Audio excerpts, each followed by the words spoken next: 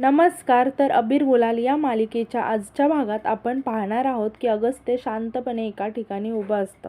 श्री त्याच्याकडे बघून म्हणते की काय रे, मर्दमधल्या बच्चनसारखा असा फ्रीज का झाला आहेस, आणि विचारते की तुला काहीतरी सांगायचं होतं ना. अगस्त्याला बारक्या बोललेलं आठवतं की अरे वाट कसली बघतोय, गेलीच आहे प्रेमाची गाडी, साता समुद्रापार तर करून टाक की प्यार का इक्रार म्हणून, टाक तिला आय लव्ह यू. श्री अगस्त्याला परत विचारते की काय रे, काय झालं. अगस्त्य अडखळत म्हणतो की ते मला म्हणायचं होतं की वातावरण मस्त झालं आहे ना बाहेर, कसलं भारी आहे. श्री अगस्त्याची मस्करी करत म्हणते की हो रे, खूपच मस्त वातावरण झालं आहे. कसं एकदम काळा मिट्ट अंधार, बघ की सगळा अंधारच आहे, रात्र मस्त आहे. मग अगस्त्य काहीच न बोलता तिथून निघून जायला लागतो. श्री त्याचा हात पकडून त्याला थांबवते आणि म्हणते की काय रे, काय बोलतोय, हे वातावरण वगैरे, तुला काहीतरी बोलायचं होतं ना. अगस्त्य म्हणतो की हो बोलायचं आहे, पण थांब जरा, असं म्हणून तो जाऊन पटकन पाणी पितो. श्री थोडीशी टेन्शनमध्ये येऊन म्हणते की अरे देवा, काय बोलायचं असेल याला, काय करू आता, सांगू का याला शुभ्राबद्दल. आणि ती अगस्त्याला म्हणते की पण मला पण खरं तर तुला ना काहीतरी सांगायचं होतं. अगस्त्य म्हणतो सांग ना मग. श्री म्हणते की पण तू आधी म्हणाला ना, मग तू आधी सांग. अगस्त्य म्हणतो की माझं सोड, तू आधी सांग. मग त्या दोघांचं तू आधी सांग, तू आधी सांग असं सुरू होतं. अगस्त्य चिडून म्हणतो की याला काही अर्थ नाही आहे, जगाचा नियम आहे लेडीज फर्स्ट, त्यामुळे तू आधी सांगायचं. श्री म्हणते की मग त्या नियमानुसार मी तुला सांगते की तू आधी सांग. अगस्त्य म्हणतो की नाही श्री, तू आधी सांग. श्री चिडून म्हणते की खुळा आहेस का रे तू, तुला नाही सांगायचं, मग ठीक आहे मी पण नाही सांगणार. आणि परत दोघेही एकदाच म्हणतात की सांग ना तू, आणि हसायला लागतात. श्री म्हणते की सांग की, सांग ना लवकर. अगस्त्य मनातच म्हणतो की श्री, कधी कधी ना मला तुला सगळं सांगावंसं वाटतं. श्रीसुद्धा मनातच म्हणते की मला कधी कधी असं वाटतं की जे मनात आहे ते सांगायला किती अवघड असतं. असं काही बोलू नको, शेवटी आपल्यातलं नातं आपल्या मनातलं सगळं समजून घेईल. आज नाही, पण आपल्या आयुष्यात एक दिवस असा नक्की येईल की त्या दिवशी तू आपसूक सगळं सांगून मोकळा होशील. अगस्त्य मनातच म्हणतो की श्री, मला माझ्या मनातलं सगळं खरं खरं सांगायचं आहे. श्री, तुझ्यासमोर जो आत्ता आहे ना, तो फक्त आणि फक्त तुझाच आहे, माझी मैत्रीण, बायको. श्री अगस्त्यकडे बघून म्हणतो की काही बोललास का. अगस्त्य घाबरून विचारतो की मी मी काय बोललो का, आणि म्हणतो की नाही. श्री परत म्हणते की मग सांग ना, काय बोलायचं होतं. अगस्त्य शांतपणे म्हणतो की श्री, मला तुला हे सांगायचं होतं की खरं तर म्हणजे, आणि टेन्शनमध्ये येऊन परत पाणी प्यायला लागतो आणि पटकन मला झोप आली आहे असं म्हणून झोपायला जायला लागतो. मग श्रीसुद्धा झोपायला जाते. श्रीला असं गेलेलं पाहून अगस्त्य हळूच डोळे उघडतो आणि मनातच म्हणतो की श्री, मी तुला लवकरच माझ्या मनातलं सांगेल, माझी मैत्रीण, बायको. तर दुसरीकडे आपण पाहतो की शुभ्रा खूपच रागामध्ये असते. तिला श्री आणि अगस्त्याने मिळून पूजा केलेली आठवत असतं. तेव्हा तिथे विशू येतो. विशूने शुभ्रासाठी एक गिफ्ट आणलेलं असतं. तो तिला ते गिफ्ट देत म्हणतो की शुभ्रा, मी तुझ्यासाठी एक गिफ्ट आणलं आहे, आपली पहिली दिवाळी आहे ना, हॅपी दिवाळी. शुभ्रा काहीच न बोलता ते गिफ्ट घेते आणि बेडवर टाकून देते.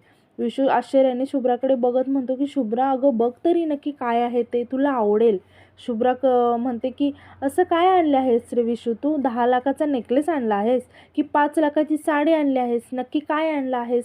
आय नो, ते रस्त्यावरचं 100-200 रुपयांचं गिफ्ट असणार याच्यामध्ये, याच्यापेक्षा अजून तुला काय जमणार आहे, काय होणार आहे तुझ्याकडे अजून. विशू म्हणतो की शुभ्रा, मी तुला दोष नाही देणार, मी तुला महागडे गिफ्ट नाही देऊ शकत, कारण मी एवढा श्रीमंत नाही आहे. आणि हे 100-200 रुपयांचं गिफ्ट असलं ना, तरी हे खूप मनापासून आणलं आहे मी, आणि ही आपली पहिली दिवाळी आहे, ती खास करण्यासाठी, आणि यात फक्त एक वस्तू नाही आहे, माझं प्रेम आहे शुभ्रा. शुभ्रा हसत म्हणते की प्रेम. विशू, तुझं जर खरंच प्रेम असतं ना माझ्यावर, तर तू काहीतरी करून दाखवलं असतं. एवढ्या वेळा मी तुला बोलून दाखवल्या आहेत गोष्टी, तरीही तुझ्यात काहीच फरक पडला नाही. विशू, मला ना तुझ्यासारखी माणसं अजिबात आवडत नाहीत, मला महत्त्वाकांक्षी माणसं आवडतात, आणि तो अजिबात तू असा नाही आहेस. विशू शांतपणे म्हणतो की I know, I am sorry Shubhra, मला माफ कर, तुला हवा तसा नाही आहे मी, पण असं तर नाही आहे ना की मी तसाच राहील, मी प्रयत्न तर करतोय ना, आणि माझ्यात जो काही बदल झाला आहे ना, तो फक्त तुझ्यामुळे, म्हणूनच मी स्वतःचा बिझनेस सुरू करायचं स्वप्न बघतोय शुभ्रा. शुभ्रा हसत म्हणते की स्वप्न. विशू, तू ना फक्त स्वप्नच बघत राहा, ती कृतीमध्ये येईपर्यंत माझं अख्खं आयुष्य निघून जाईल. विशू म्हणतो की शुभ्रा, असं नाही आहे, आज ना उद्या ते साकार होईलच ना शुभ्रा, प्लीज मला एक चान्स दे. शुभ्रा टेन्शनमध्ये येऊन म्हणते की मनातच, यार हा विशू माझा पिच्छाच सोडत नाही, याने माझ्यावर चिडावं, माझ्यापासून लांब राहावं, म्हणून मी याला एवढं बोलते, पण हा हा तर जास्तच माझ्या प्रेमात पडतोय. आणि घाबरून म्हणते की नाही शुभ्रा, हे जर असंच सुरू झालं ना तर पुढे हाच तुझ्या आयुष्यात मोठा अडचण बनेल. आता असं काहीतरी करायला हवं ज्याने हा विषय माझ्यापासून लांब जाईल आणि ती श्रीला माझ्या मुठीमध्ये ठेवता येईल. विशू मनातच म्हणतो की शुभ्रा, खरं तर आजवर मला असं काही कोणीही बोललं नाही, मी ऐकूनही घेतलं नाही. पण मी तुझं ऐकतो ते तुझ्यावरच्या प्रेमापोटी. मला माहिती आहे बायको म्हणून तुझ्या माझ्याकडून अपेक्षा असणं साहजिकच आहे, पण प्लीज मला समजून घे. शुभ्रा मनातच म्हणते की माझं आयुष्य मी अशा भोळ्या माणसासोबत घालवू शकत नाही. आणि ती विशूला म्हणते की विशू, तुला माहिती आहे का, या जगात वजन हे फक्त तुझ्याकडे असलेल्या पैशामुळे ठरतं आणि त्यात हे असल्या प्रेमाबिमाला काही जागा नाही. मला माझ्या लाईफमध्ये ना स्टॅबिलिटी हवी आहे. मला आयुष्य आराम हवा आहे. मला स्ट्रगल नको आहे. पण जाऊ दे, तुझ्याकडून ते काहीही होणार नाही असं वाटतंय मला. विशू शुभ्राकडे बघत मनातच म्हणतो की शुभ्रा, तू फक्त माझ्या आयुष्यात आलीस तेव्हापासून माझं आयुष्य पार बदललं आहे. खरं सांगू का तुला, तुला पाहिलं तेव्हा हृदयात काहीतरी हल्लं होतं. पण आता कितीही प्रयत्न केला ना तरी तुझं असं वागणं समजून घेता येत नाही आहे मला. तुझ्यासाठी मी काहीही करायला तयार आहे. मग ते छोटं गिफ्ट असो किंवा आयुष्यभराची साथ. फक्त तुझ्या चेहऱ्यावरचं हसू पाहिजे. शुभ्रा, तुला माझं प्रेम कधी कळेल का? एकदा तरी तू मला समजून घेशील का? शुभ्रा विशूकडे बघते आणि रागाने विचारते की काय आहे, आणि रागाने उठून तिथून बाहेर जाते. विशू स्वतःशीच म्हणतो की तुला पैसा आणि स्टॅबिलिटी हवी आहे ना शुभ्रा, तुला सगळं देईन मी. तुझ्यासाठी मी काहीही करायला तयार आहे. फक्त एक चान्स दे मला. तर आता दुसऱ्या दिवशी आपण पाहतो की सगळेजण एकत्र जमलेले असतात. मयुरी वहिनी म्हणतात की चला पटकन ओवाळून घेऊया, उशीर होतोय. पण शुभ्रा मात्र मोबाईलवर काहीतरी बघत बसलेली असते. विशू शुभ्राला आवाज देतो. शुभ्रा म्हणते की मी फोटो काढते ना तुमचा. पृथ्वीदादा म्हणतात की शुभ्रा, तू सुद्धा ओवाळायला हवं ना विशूला. शुभ्रा हसत म्हणते की हो हो, मी विसरलेच. ते मी सगळ्यांना हॅपी दिवाळी सेंड करत होते ना, म्हणून मी पण असं म्हणून ती ओवाळायला येते. शुभ्रा श्री आणि अगस्त्याकडे रागाने बघत असते. विशूला ओवाळताना तिचं अजिबात लक्ष नसतं. विशू शुभ्राकडे आश्चर्याने बघत असतो. श्री अगस्त्याला नमस्कार करायला लागते. अगस्त्य तिला थांबवत म्हणतो की श्री, पाया काय पडतेस गं? मयुरी वहिनी म्हणतात की भाऊजी, आज तो मान आहे तुमचा. अगस्त्य म्हणतो की मान का? मग तो आजच का फक्त? रोज मिळायला हवा ना, रोज पाया पडली पाहिजेस तू, किमान 5 वेळा तरी. सगळेच आश्चर्याने अगस्त्याकडे बघायला लागतात. श्रीसुद्धा अगस्त्याला नमस्कार करायला लागते. अगस्त्य परत तिला थांबवत म्हणतो, अगं मस्करी करत होतो. आणि मग ते सगळेच हसायला लागतात. शुभ्रा मात्र त्यांच्याकडे रागाने बघत असते. यानंतर अगस्त्य श्रीला गिफ्ट देतो.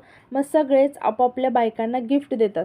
विशूसुद्धा शुभ्राला गिफ्ट देत म्हणतो की शुभ्रा, ही पॅकिंगची पिशवी फक्त त्यांची आहे, बाकी यातलं गिफ्ट माझं आहे हां. शुभ्रा बाजूला जाऊन ते गिफ्ट काय आहे हे बघत असते. तेव्हा तिथे श्री येते आणि मोठ्याने म्हणते की काय आहे? आता आपण सगळे एकत्र जमलोच आहोत, तर माझ्या डोक्यात एक प्लॅन आहे. आपण आजच भाऊबीज साजरी करूया का? शुभ्रा रागाने म्हणते की कशाला? श्री म्हणते की कशाला म्हणजे अगस्त्य उद्या कामानिमित्त बाहेर जाणार आहे ना, म्हणून म्हटलं. तो पण आहे आज, तर आजच साजरी करूया. शुभ्रा म्हणते की जाऊ देत ना त्याला. तसं पण या घरात ब्रदर सिस्टर कुठे आहेत? सो भाऊबीजेचा काय संबंध? श्री म्हणते की तेच मला म्हणायचं होतं. शुभ्रा, कसं आहे ना, आता विशू भाऊजींना मी ओवाळणार, मी औक्षण करणार भाऊबीजेचं भाऊ म्हणून. तर अगस्त्याला एवढी वर्ष कोणीच भाऊ म्हणून ओवाळलं नसेल, कारण त्याला बहीणच नाही आहे ना. मग आता तू ओवाळू शकतेस की. हे ऐकून सगळेच आश्चर्याने शुभ्राकडे बघायला लागतात. शुभ्राला मात्र खूप राग येतो आणि आजचा भाग इथे संपतो. धन्यवाद.